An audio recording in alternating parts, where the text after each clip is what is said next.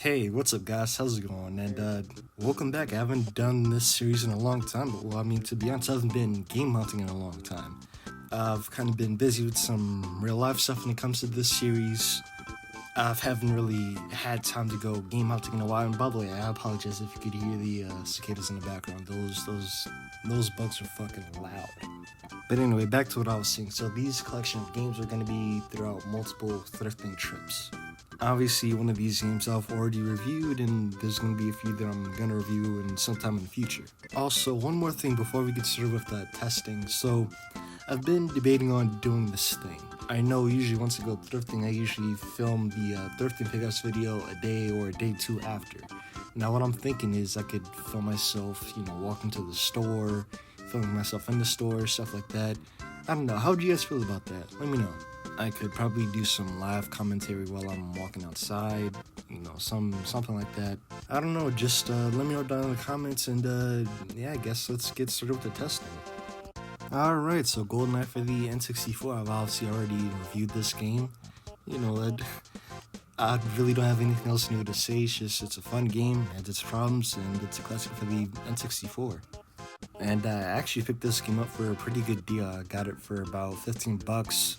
Which this game usually goes for around 20 or 30 bucks, so yeah, I would say that's a good deal. But yeah, as you can see by the gameplay, it's a typical 5th gen shooter, but what makes it different is as multiplayer, and it was, again, the game of its time. Now, before there was Call of Duty, before there was Rainbow Six Siege, before there was anything really, there was Doom and GoldenEye for the N64. It was honestly the first of its kind, but I honestly feel like I'm rambling, and as you can tell by the gameplay, I fucking suck. But yeah, this game is cool.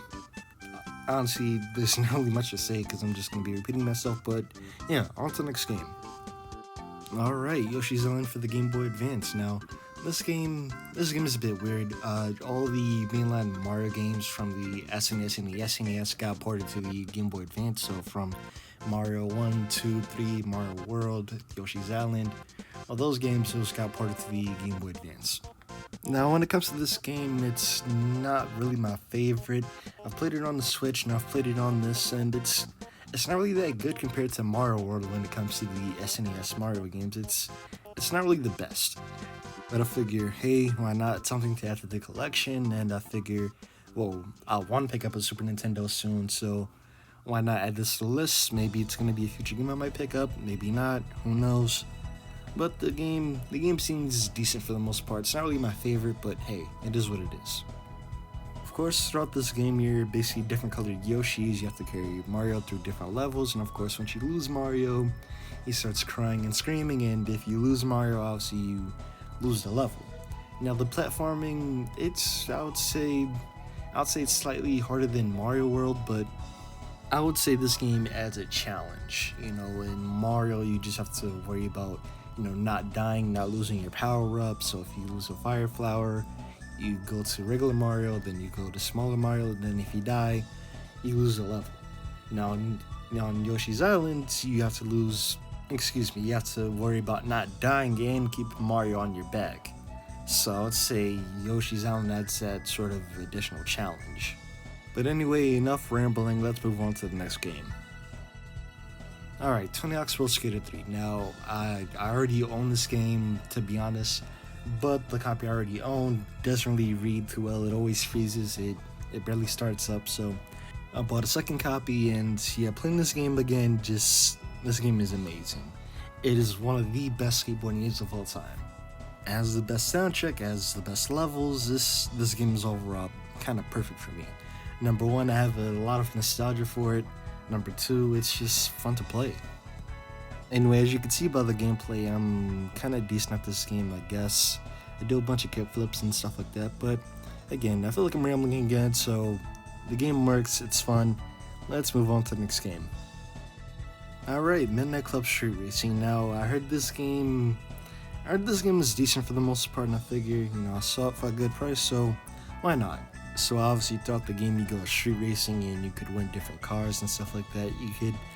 There's not really any customization. You could change the color, you could change the transmission, small stuff like that. But I would say this game This game isn't really the best compared to the other games in the series, like Midnight Club 3 or Midnight Club LA. This game isn't really the best, but I figure, why not? It's something to add to the collection. Anyway though, on to the next game. Alright, so I'm not going to give this game too much time, but I heard this game was horrible and I wanted to try it for myself. It's called the Johnny Mosley's Mad Tricks. This game just screams 2000s edginess, I guess. Like this game is horrible, but it's sort of like a guilty pleasure. You know, this game's fun to play, but of course, it's horrible. It has bad gravity, bad controls, but you know, once you get into it, it's fun. And of course, when it comes to music, this game just screams late 90s, early 2000s, just that whole genre of music, punk, hip-hop. It has everything when it comes to music, but again, I feel like I've gave this game enough time. On to the next game. Alright, Siphon Filter. So, I heard this game was supposed to be similar to Metal Gear for the PS1. To be honest, I don't know why I picked this up. I'm not into stealth games in general, but I heard this one was supposedly good. I heard it had a good story, so I figure why not. I tried to get into it. I honestly don't know what the fuck I'm doing, but hey, at least it's something to add to the collection. Anyway though, on to the last game. My apologies for the bad camera angle, but this is Power Rangers SPD for the Game Boy. I didn't know I had a Game Boy game, but I figured, hey, why not?